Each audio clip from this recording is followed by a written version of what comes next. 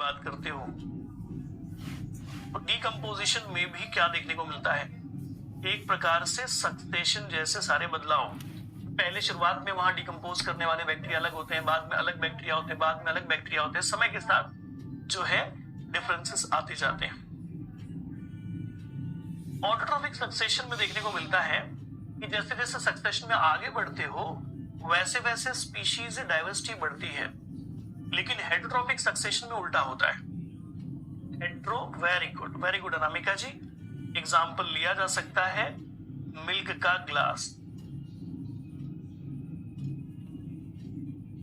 Glass of milk, ठीक है।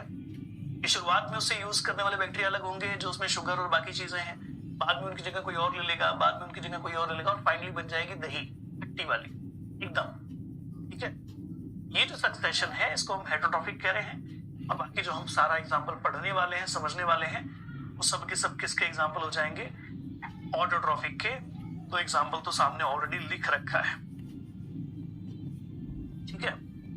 Now moving towards the reason of replacement और cause of replacement.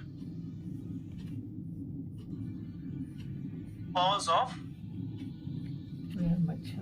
Replacement, जो भी रिप्लेसमेंट हो रहा है ना उसकी वजह बताओ, कॉजेज ऑफ रिप्लेसमेंट बताओ। इसके हिसाब से भी दो कैटेगरीज बनाई जा सकती है। सबसे पहला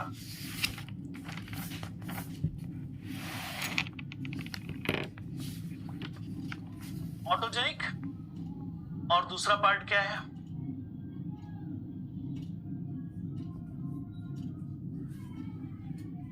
एलोजेनिक।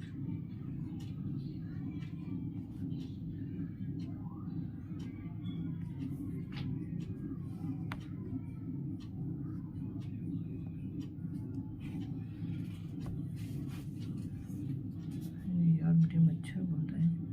काकड़ी मच्छर है गलती हुआ रे का कर देंगे ये भाई, ठीक है। फ्रीज नहीं हुआ हूं मैं, टेंशन मत लेना। ये लोगों को लगता है सर फ्रीज हो गए, जैसे स्क्रीन चली गई। नहीं बेटा देखो चल रही है, कुछ नहीं चला गया, मैं थोड़ा सा फ्रीज होकर के लिख रहा था। ओके, नाउ ऑटोजेनिक का मतलब अगर कोई कम्युनिटी अरे मच्छर में सेल्फ रिप्लेसमेंट के लिए रिस्पॉन्सिबल है। आओ धीरे से।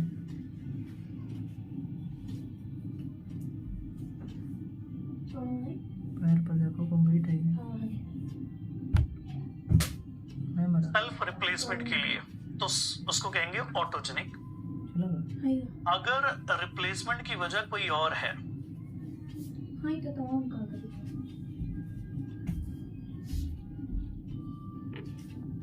Something reason of replacement. अब आपने पढ़ रखा है इकोलॉजिकल सक्सेशन जब होता है तो सक्सेशन में एक कम्युनिटी दूसरी कम्युनिटी से रिप्लेस हो जाती है। तो रिप्लेस होने की वजह कौन है? खुद अपने आप स्पीशीज रिस्पॉन्सिबल है अपने एक्सटिंक्शन के लिए, अपने रिप्लेसमेंट के लिए, इतनी और वजह है।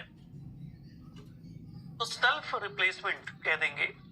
जनरली आप कई सारे एग्जांपल्स में देखोगे, जो भी एग्जांपल आप पढ़ो सभी में दिखाई देगा कि होता ये है कि जी हाँ, होता ये है कि लिथोस्फीयर वाले ही केस में अगर आप देखेंगे तो जो एग्जिस्टिंग कम्युनिटी होगी वो एनवायरनमेंट को बदलेगी और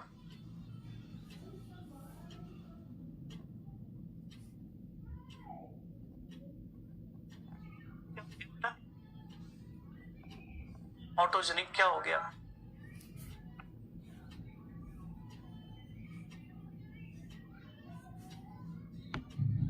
नहीं, होता ही है ना कि जब स्पीशीज अपने ही एनवायरनमेंट को बदलती है, अपने एनवायरनमेंट को बदलती है तो क्या होता है? बदला हुआ एनवायरनमेंट हो सकता है उसके लिए अनफेवरेबल हो जाए। तो अपने ही पैरों पर कुल्हाड़ी मारना, अपने ही एनवायरनमेंट को इस तरह से बदलना कि वो खुद के लिए नुकसानदायक हो जाए। क्लाइमेट चेंज में फिलहाल जो हो रहा है वो इसी का नतीजा है। आप क्या करते हो? एनवायरनमेंट को ज्यादा से ज्यादा एक्सप्लॉइट करते हो। एक्सप्लॉइट करने की वजह से अब बहुत सारा जो भी एक्सप्लॉइटेशन है उसका असर हो रहा है एनवायरनमेंट के ऊपर। क्या असर हो रहा है कि एनवायरमेंटल कंडीशन बदल रही है, क्लाइमेट चेंज हो रहा है। क्लाइमेट चेंज का असर ये है कि अब हम जिंदा नहीं रह सकते। ठीक है, कैसे होता है ऑटोजेनिक? कि पाइनियर स्पीशीज आई, उसने एनवायरमेंट को मॉडिफाई करना शुरू किया। पहले वहां कोई और स्पीशीज नहीं रह सकती थी, लेकिन पाइनियर स्पीशीज ने वहां के एनवायरमेंट को धीरे धीरे ठीक ठाक बनाया, रहने लायक बनाया। जब कंडीशन रहने लायक बन गई तो कोई नई स्पीशीज आकर के वहां कब्जा कर लेती है। तो अब वहां से एलिमिनेट होने की वजह कौन? खुद ही तो हो। अगर आप एनवायरमेंट को एडवर्सली मॉडिफाई नहीं करते तो रिप्लेसमेंट नहीं होता, लेकिन आपने एनवायरमेंट को इस तरह से डिस्ट्रॉय किया कि उनका रिप्लेसमेंट हो रहा है। ठीक है, हाँ जी। ये जो समथिंग एल्स हमने लिखा है, इसकी वजह कुछ भी हो सकती है। इसकी दो वजह हो सकती है। पहली वजह इसकी हो सकती है नेचुरल,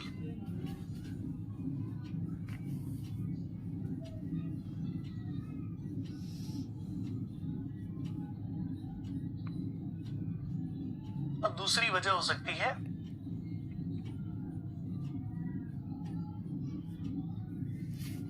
नेचुरल के अंदर दो टाइप बना दो। पहला हो सकता है एबायोटिक, दूसरा हो सकता है बायोटिक। कई सारे फैक्टर हो सकते हैं। नेचुरल तो हो ही गया, नेचुरल में अब एबायोटिक एंड बायोटिक। अब एबायोटिक में आपके कई सारे आ जाएंगे, एनवायरमेंटल फैक्टर्स आ जाएंगे।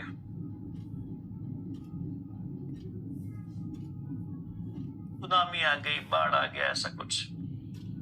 बायोटिक मतलब कोई दूसरा ऑर्गेनिज्म रिस्पॉन्सिबल है, लिविंग ऑर्गेनिज्म। कोई दूसरा लिविंग ऑर्गेनिज्म आया और उसने किसी एग्जिस्टिंग स्पीशीज को उड़ा दिया। तो ये है दो कैटेगरीज।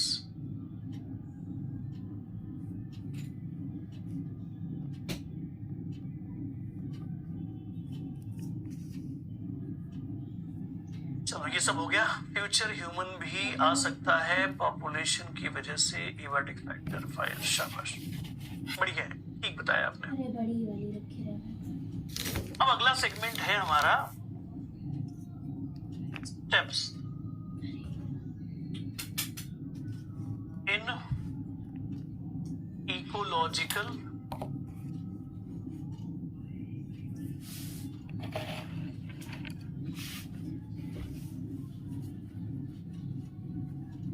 सक्सेशन। अब कोई भी इकोलॉजिकल सक्सेशन हो, जितने भी टाइप के आपने पढ़े हुए तक, लिथोस्फीयर हो, हाइड्रोस्फीयर हो, जो भी स्फीयर हो, जी हाँ बेटा, जो भी स्फीयर हो, उन सभी के अंदर क्या होता है, कुछ कॉमन स्टेप्स होते हैं। कोई भी इकोलॉजिकल सक्सेशन हो कुछ कॉमन स्टेप से गुजरेगा।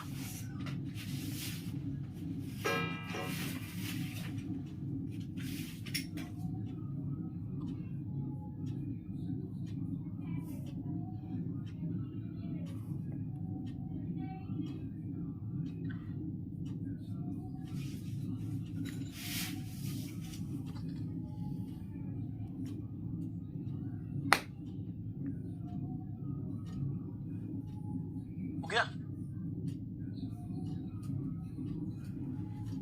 चलो नेक्स्ट।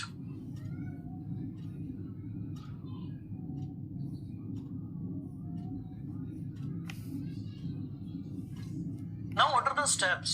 स्टेप्स क्या क्या है इकोलॉजिकल सक्सेशन के?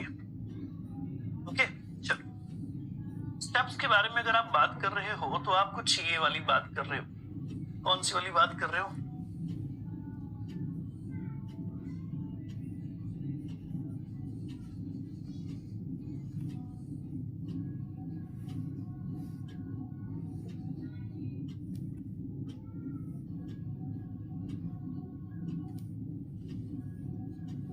क्यों ना पहले उन सारे स्टेप्स को लिख लिया जाए, उसके बाद उनके ऊपर चर्चा की जाए। तो सबसे पहला जो स्टेप होता है इकोलॉजिकल सक्सेशन में, वो होता है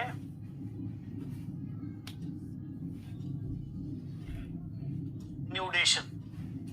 इकोलॉजिकल सक्सेशन का सबसे पहला, सबसे जरूरी इवेंट। जी हाँ, कई बार जब बहुत हाई इंटेंसिटी की डिस्टर्बेंसेस होती हैं तो बनता है बैरन एरिया, और बैरन एरिया फॉर्मेशन को ही क्या कह देते हैं? बैरन एरिया फॉर्मेशन को ही क्या कह दिया जाता है? न्यूडेशन इवेंट। क्योंकि अगर सक्सेशन की बात कर ही रहे हो और बैरन एरिया नहीं बना तो आप देखोगे कि जो सक्सेशन है वो हमेशा कैसा रहेगा? सेकेंडरी। ठीक है, हाँ जी, शाबाश। न्यूडेशन मतलब बैरन एरिया बनने का प्रोसेस, ठीक है, वो है न्यूडेशन। फिर आता है दूसरा स्टेप। दूसरा स्टेप आता है इन्वेशन। इन्वेशन होने का मतलब है if any species is trying to enter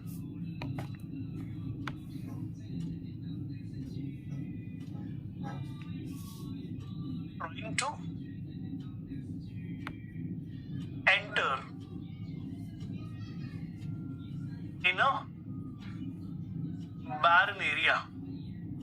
जो भी बैरन एरिया, उस बैरन एरिया के अंदर कोई स्पीशीज होगी जो इंट्रोड्यूस होने की कोशिश करेगी, अंदर आने की कोशिश करेगी। ठीक है, अब ये जो इवेंट है, यहीं से आपको सारी कॉन्सेप्ट, सारी बातें समझ में आती हैं कि कोई खाली पड़ी जगह एक जगह पर कहीं पर दिख रही है। हम इसको आपको डायग्राम के फॉर्म में समझाने की कोशिश करते हैं।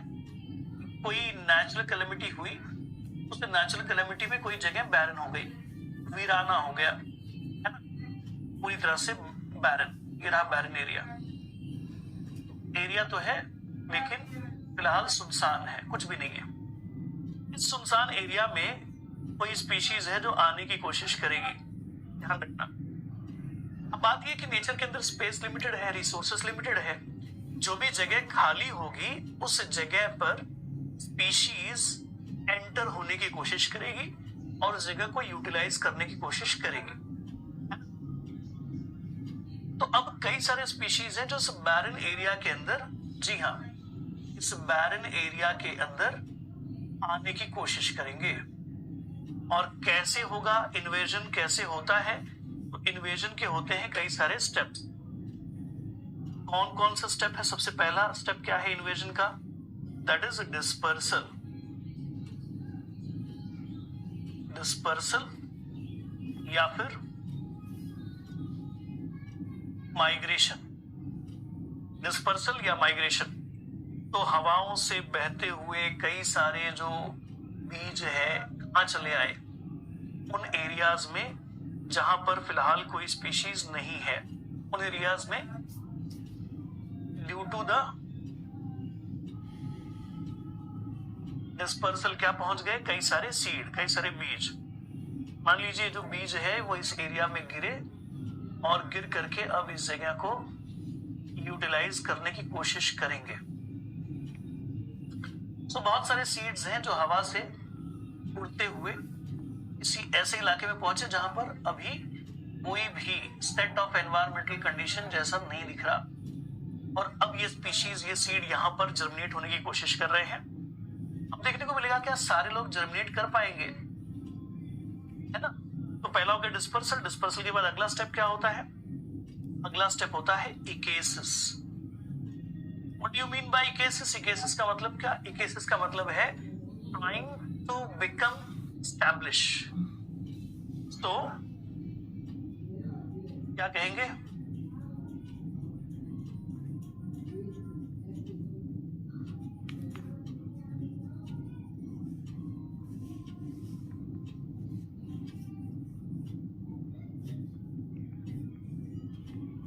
Trying to establish itself.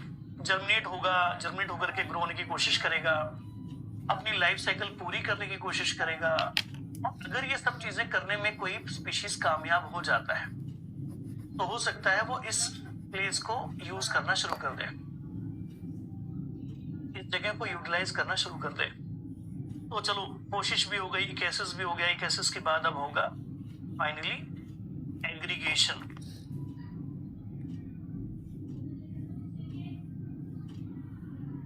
Now what do you mean bye aggregation? Aggregation का मतलब है अब अपने जैसे कई सारे इंडिविजुअल्स को वहां पर लाना, है ना? अपने जैसे कई सारे इंडिविजुअल्स को वहां पर ले आना। ठीक, प्रोपगेशन का मतलब ये है कि अब वहां पर भीड़ लगनी शुरू हो चुकी है। इसका मतलब बहुत ही सक्सेसफुल तरीके से इन्वेजन हो चुका है। इन्वेजन हो चुका है, स्पीशीज अब वहां पर आराम से स्टैब्लिश हो चुकी है। तो ये जो कम्युनिटी बनी, ये वाली कम्युनिटी, इस कम्युनिटी को क्या नाम दे? Pioneer community. ये बन गई पायोनियर कम्युनिटी। ठीक है, हाँ जी, वहां पर ग्रो होने की कोशिश की, लाइफ साइकिल पूरी करने की कोशिश की, रिप्रोड्यूस करने की कोशिश की, सब होना शुरू हो गया। सब चीजों में संभव था, हर चीज हो रही थी। इसका मतलब that species is now successful in that environment. वो उसे यूटिलाइज कर सकता है। चलो, इन्वेजन का काम हो गया। इन्वेजन के बाद अगला स्टेप क्या होगा? इसे कहते हैं कंपटीशन।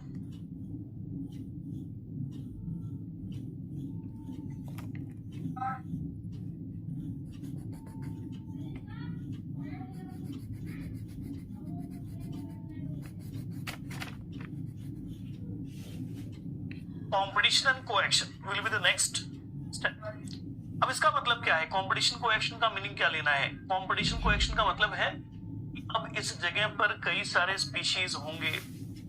एक ही स्पीशीज के कई सारे लोग भी हो सकते हैं, दूसरी स्पीशीज के भी कई सारे लोग हो सकते हैं। तो अब इनके बीच में क्या शुरू हो जाएगा? कंपटीशन। ये लोग आपस में उस जगह के रिसोर्सेस, उस जगह के स्पेस के लिए लड़ेंगे और मिल करके उस एनवायरनमेंट को यूटिलाइज करेंगे, मॉडिफाई करेंगे। So it is mainly related with the utilisation of area. ठीक है, चलो, अगर ऐसा चलता रहे लंबे वक्त तक तो देखने को मिलेगा रिएक्शन। क्या देखने को मिलेगा? रिएक्शन देखने को मिलेगा। रिएक्शन का मतलब है, रिएक्शन का मतलब है जो एक्शन और कोएक्शन हो रहा था, जो एनवायरनमेंट को एक्सप्लॉइट करने की कोशिश चल रही थी, अब उसका असर दिखेगा। Means change in environmental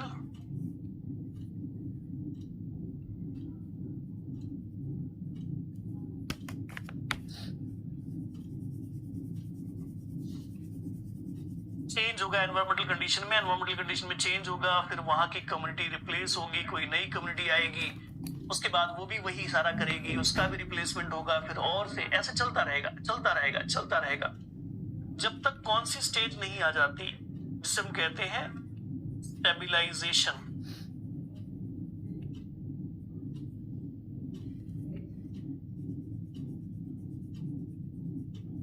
stabilisation as. Stabilisation का मतलब है फॉर्मेशन ऑफ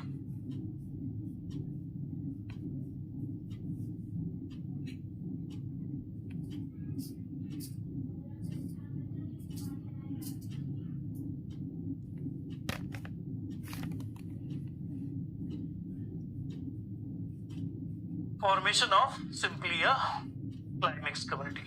That's it. ये डायग्राम शॉर्ट में रिवाइज कराइए। हाँ, शॉर्ट में क्या रिवाइज करवाइए? पायनियर स्पीशीज आई, पायनियर स्पीशीज आकर के यहाँ सक्सेसफुली स्टैब्लिश हुई, एनवायरनमेंट को मॉडिफाई किया, एनवायरनमेंट को मॉडिफाई किया तो अब उसे रिप्लेस करके कोई न्यू कम्युनिटी आ गई।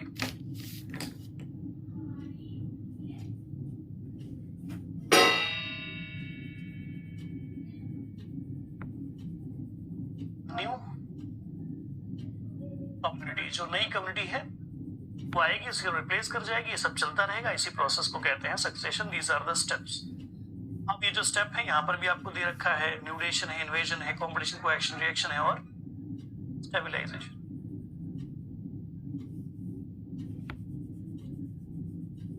वो अंदर ही अंदर आते रहते हैं, जाते रहते हैं। मतलब कॉम्पिटिशन हुआ, कोएक्शन हुआ, एनवायरनमेंट चेंज हुआ, तो पुरानी स्पीशीज गई, उसकी जगह नई स्पीशीज आई, या पुरानी कम्युनिटी गई, उसकी जगह नई कम्युनिटी आई, फिर उसके साथ यही सब कुछ होगा। मतलब कंपटीशन को एक्शन, फिर से वो रिप्लेस होगी। तो कंपटीशन को एक्शन, ये जो इवेंट हो रहा है, ये कई सारे कम्युनिटीज के बनने और उसके एक रिप्लेस होने की कहानी बता रहा है।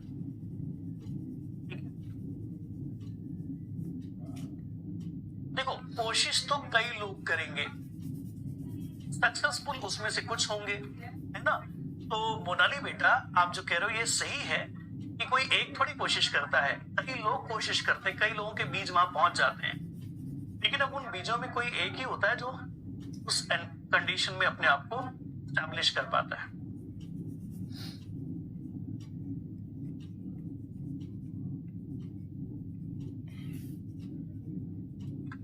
Now going to introduce about the various attributes, और हम क्लाइमेक्स कम्युनिटी को इसके साथ,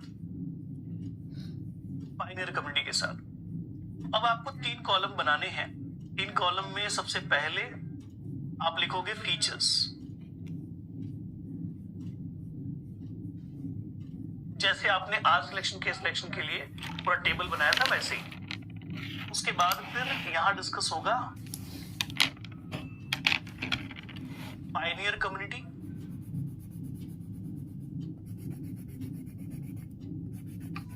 और दूसरा है क्लाइमेक्स।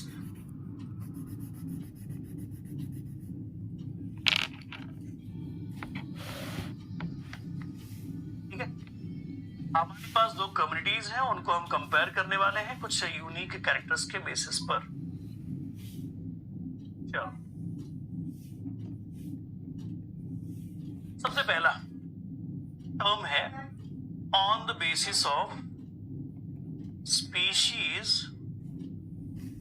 डाइवर्सिटी। तय कीजिए और बताइए कि कौन से कम्युनिटी में स्पीशीज डाइवर्सिटी ज्यादा देखी जा सकती है। इस जगह पर बहुत कम और इस जगह पर कंपैरेटिवली ज्यादा हो सकती है। ऐसे ही दूसरा जो नाम है वो है बायोमास।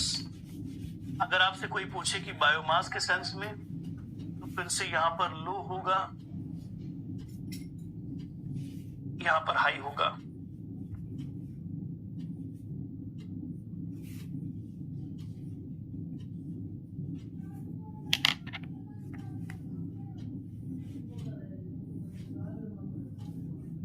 नेक्स्ट है प्रोडक्टिविटी। प्रोडक्टिविटी का मतलब मेनली होता है rate of production, rate of production. और रेट ऑफ प्रोडक्शन के मामले में हमेशा ये ज्यादा होंगे, हमेशा ये ज्यादा होंगे, और ये कंपैरेटिवली लो होंगे। Next after that rate of productivity number 4, species type. कौन से स्पीशीज जनरली पायनियर कम्युनिटीज में हो सकते हैं और कौन से स्पीशीज क्लाइमेक्स कम्युनिटी में। यहां पर पाए जाते हैं आर सिलेक्शन, और यहां पर पाए जाते हैं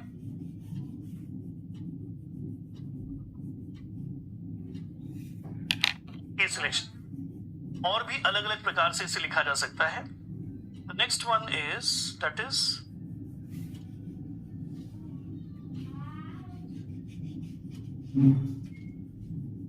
nutrient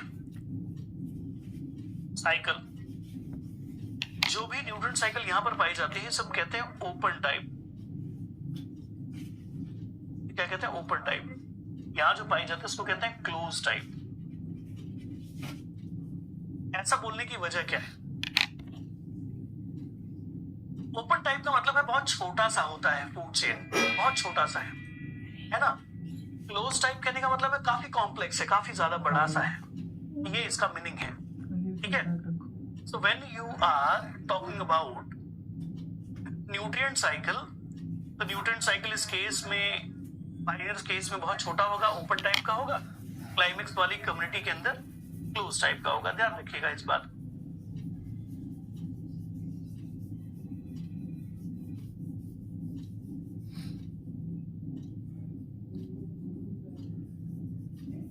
next one that is number 6,